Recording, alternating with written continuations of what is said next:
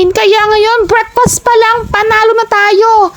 Eto na nga yung mori na sintigas ng bato. Ininit ko lang para lumambot. Tapos lalagyan lang natin ng dressing. O diba, ang sarap-sarap niyan. My God! Kung si Jollibee, bida ang saya.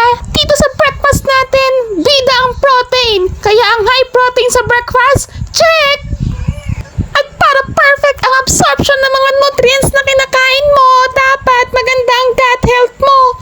Once a week uminom ka nito, walang laman yung tiyan sa umaga. Ayan, nag-rice tayo, half cup lang. Hindi tayo nagme-merienda, nagtitipid tayo dito. Water is good. Ang exercise is stretching lang, tapos nakaidlipat na nahimik ang mga bibig. Ahin ko na nga tong stress, hindi naman ako nai-stress. Ayan yung lunch natin, adobong baboy na meron tayong half cup of rice. Yung ulam na ganyan, check natin yung moderate protein. Tapos itong hapunan, sinampalukang manok. Basta manok, good ang protein. At eto na ang note natin para sa day 5.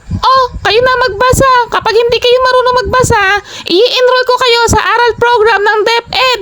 Gusto nyo ba yon? Hey, yun lang. See you sa day 6.